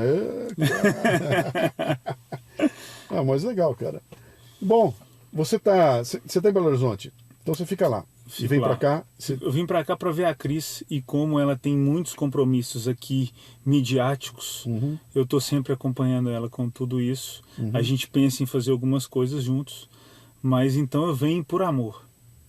Bom, você mudou tua vida para falar de amor, veio para amor. Como é que foi essa chegada na Cris, cara? Como é que aconteceu isso? Ela foi fazer um show? Não, ela me cantou no Instagram. Eu fiz um vídeo que viralizou muito, que eu estava tentando quebrar a tela do telefone e dizia assim, eu estava batendo assim, né? Tinha uns amigos atrás. E eles falavam, o que você está fazendo, Thiago? E eu respondia, estou tentando quebrar a tela desse telefone para dar um beijo na boca dessa moça aí. Teoricamente, a moça que estava vendo o vídeo. Sim. E esse vídeo viralizou como nenhum outro vídeo. Foi o vídeo de mais sucesso da minha conta. Chegou em outras pessoas que me publicaram, mas ela me respondeu assim, já tirei a película da minha tela, já pode vir aqui quebrar. E aí eu falei, e aí já trabalhava com isso, pensei, não, então agora, né, Thiago, chegou o nosso momento, vamos fazer isso aqui dar certo, porque eu já seguia, já admirava, já gostava, já conhecia, já gostava, já admirava. Claro que nunca tinha mandado nada para ela, o que me ajudou muito, e partiu dela. Mas quando ela viu que eu já seguia, com certeza ela ficou mais confiante em mandar, sentiu mais à vontade. Quando ela mandou, eram 3h30 da manhã, de uma quarta-feira. E eu vi, eu tenho umas insônias aí de vez em quando, vi. Só que eu pensei, ela deve estar bêbada, é artista, deve estar com as amigas dela falando, ela aqui, ó, esse novinho aqui na internet, já vou sentar nele. Pensei. Aí eu falei, cara, o que eu preciso fazer? O que eu quero com essa mulher? Que é justamente tudo aquilo que eu ensino, né? Vamos entender o que a gente quer nessa relação. Bom, eu quero conhecer essa mulher porque eu tenho muita coisa para conversar com ela, que eu adoro o conteúdo dela. Então tem que ser mais profundo. O que eu vou fazer? Eu vou esperar ela acordar para ver se era uma brincadeira ou se ela quer realmente me conhecer. Se é só um beijo ou se ela gostou também do que ela ouviu ali. Quando eu a vi online no outro dia, eu mandei mensagem respondendo, falando, me fala o seu endereço que eu vou ir, então, te dar esse beijo. Ela falou, mas eu moro em São Paulo. Eu falei, não tem problema nenhum, só me passa o endereço que eu chego aí. E a partir daí, minutos depois, a gente fez uma chamada de vídeo, que é super importante para saber com quem que a gente está lidando. Já na hora, sim? Já foi? Era mais para... Eu propus para ela, né, e ela também gostou da ideia, da gente se certificar de com quem estava falando. Porque, então vamos marcar? Vamos. Não vou lembrar dos detalhes da conversa, mas eu fui extremamente direto, uma vez que a gente tinha decidido o que eu queria. E quando ela me deu o feedback positivo, eu falei, então beleza, eu quero fazer uma chamada de vídeo para a gente certificar de que está falando com a pessoa, que fizemos. Naquele momento ali a coisa já mudou completamente. Vem cá, Carol, homem fazer uma chamada de vídeo, o homem passa a mão no cabelo e abre o vídeo e sai falando. Mulher não abre vídeo assim. Abre o vídeo, pera aí que eu vou dar um trato, etc e tal, né? Exatamente. E ela tem essas... Claro, não foi na hora. Sim. Foi exatamente isso que você está dizendo. Primeira coisa, a gente precisa, quando vai propor uma chamada de vídeo, deixar claro que está todo mundo vestido e que é uma coisa respeitosa, porque muita gente tira a roupa achando que vale tudo. E é óbvio que ela me pediu esse tempo para dar uma produzida que faz parte do universo feminino. E depois dessa conexão, a gente não conseguiu parar mais de falar. E aí quando a gente começou a se falar, essas conversas duravam 3, 4 horas e tudo encaixava muito. Aí eu vim para São Paulo para ficar um dia. Outra estratégia, pensei, se for bom, ela vai lembrar que foi bom. Se for ruim, dá para corrigir, que é um dia só. Maravilha. Fiquei 5 dias. A gente ficou um dia, eu tinha a passagem comprada para o segundo dia. Ela falou comigo, não vai embora não, fica aqui. Por milagre, a agenda dela ficou livre de quarta a domingo. Ela trabalha muito e várias coisas aconteceram naquela semana. Ela falou, vamos lá para casa, você fica lá esses 4 dias. Eu falei, você tá ficando doido, você nunca me viu. Eu falei, não preciso te conhecer mais não, já entendi que você é uma pessoa boa e não tem medo de te levar para casa não. E aí fiquei 5 dias. Daí pra frente, com 1 mês a gente estava namorando, eu fiz um pedido de namoro que também viralizou, foi fantástico, numa das minhas cabanas. Um pedido fantástico, viralizou e a gente começou a realmente ter um relacionamento sério.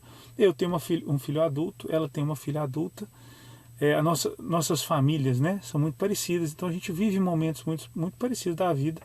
Então deu um match muito, muito certo e muito bom. Como é que a distância funciona para vocês? Ela funciona como algo a ser vencido ou como aquele componente que ajuda a gente a criar mais? Cara, quando eu encontro, eu estou mais disposto, eu quero ver, eu estou com saudade, eu não estou vivendo o dia a dia ali. Como é que a distância funciona? Hoje está funcionando, ajudando muito a resolver as nossas diferenças. Somos 2 adultos com a vida já completamente trilhada, a gente já sabe o que quer, cheio de mania, cheio de defeito. E ter essa distância facilita demais essa conexão. Mas eu recebo muito essa demanda do relacionamento à distância. Sim. E o que eu penso sobre isso é o que eu faço na minha vida. É possível você se relacionar à distância quando você tem um planejamento, mesmo que a longo prazo, para que essa distância diminua. Então hoje nós 2 estamos trabalhando para diminuir essa distância. São várias maneiras, então a gente ataca tudo para ver se uma dessas vai dar certo. E eu acho que não só o meu relacionamento, mas quem estiver se relacionando à distância, que estiver nos ouvindo, se não tem um planejamento para terminar essa distância, possivelmente esse relacionamento não vai dar em nada. Quando der, a gente se encontra, não vai dar em nada. Mas hoje tem ajudado demais, viu, Luciano? Essa distância. Então tá bom, cansou, tô indo embora. Cansei, tô indo embora. Tá muito bom. Pô, isso é liberdade, cara. Chama-se liberdade isso, né? É sensacional. Aí, Cris. Aí funda aí que o novinho aqui. Nossa Tá diferença certo. é bem pequena, são só 3 anos, mas aí eu brinco que eu sou novinho. Mas legal, cara. E aí, vem o livro? Pois é, eu vim falar com um cara que já publicou vários livros, né? Ver se eu pego umas ideias aqui, para saber como é que eu faço, mesmo sem CNPJ, como é que eu faço esse livro. Não tem problema. Fazer livro não é difícil não, cara. Fazer livro é a coisa mais fácil do mundo. Só não espere que ele vai vender e vai fazer muito barulho. Você já está com o meio caminho andado, porque já tem um monte de gente seguindo e tudo mais, já. Mas, cara, o livro virou um negócio complicadíssimo, né? De novo, tem tanto e os canais de distribuição acabaram, cara. Qual é o programa de televisão onde você pode levar teu livro? Fala pra mim. Não me vem nada em mente. Acabou, cara. O Jô Soares morreu, acabou o programa dele, não tem mais. Onde é que eu anuncio o livro? Me fala da grande rede que eu posso botar meu livro na... Acabou, cara. Então o mercado do livro deu uma degringolada aí, ficou bem complicado, né? Mas quem tem internet, quem está atuando bem nela, tem um caminho bem legal ali, porque você já tem um público cativo, já tem teu canal, já tem... Então você tem um holofote grande ali, né? Que pode dar. Agora, executar o livro em si, a parte... industrial do livro, isso é bobagem, cara. Isso é uma fase do mundo. Eu te dou 10 dicas aí Você já tem na cabeça? Tem. Então é só fazer, cara. Terminando aqui eu vou te dar umas dicas lá, você vai ver aqui. Maravilha, eu quero muito. Fácil fazer. Mas e qual é o projeto à frente? Vai pintar um CNPJ Olha, do coach? Muita gente me procura. Na verdade, eu conversei com 2 pessoas que realmente queriam fechar esse curso, né? Ao invés de ser a mentoria individual, vender esse curso para muita gente, comprar algo gravado. Sim. E eu não consegui me conectar a essas pessoas, Luciano. Eu sou aquele cara que... E eu tô falando de gente muito grande, sabe? Eu sou aquele cara que não faz mais nada por dinheiro, único e simplesmente por dinheiro, ou por ser uma pessoa que está bem no mercado. Tem que fazer sentido para mim.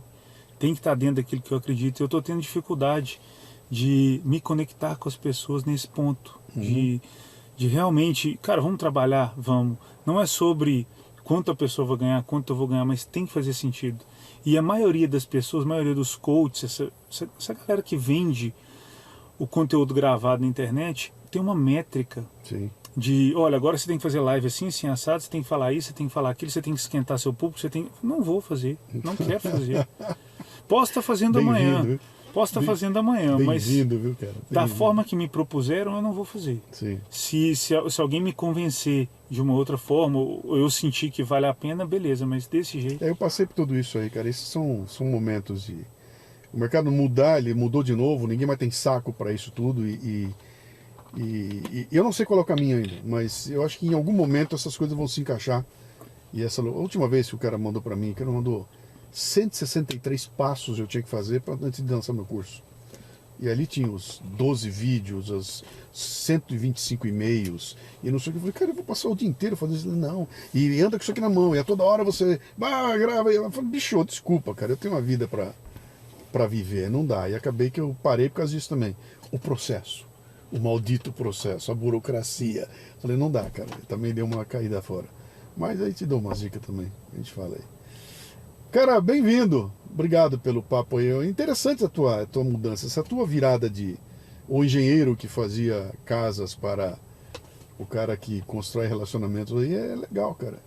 Interessante. Tem até um simbolismo bem legal aí. Dá pra você botar um nome lá, o engenheiro do amor. Do amor aí, cara. Já tá sabendo. Chão. Quem quiser encontrar, vamos lá. Mais difícil agora, né? Como é que é? Arroba o quê? Arroba Thiago Ferraz com H. Tem um H, então é tudo certinho. Thiago Ferraz. É único, cara? Não tem um monte de Thiago Ferraz, né? Pois é. Eu consegui esse arroba. Você conseguiu? Eu consegui porque eu tinha ele há muito tempo. Sou um cara ligado à internet há muito tempo. E esse é o canal? Arroba Thiago Ferraz? Arroba Thiago Ferraz. No Instagram? Isso. Tá bom. Então espero que você que está nos ouvindo aí... Thiago Ferraz e cabana.we. Cabana.we. Cabana.we. Vou conhecer lá. Um abração. Valeu demais. Prazer estar aqui.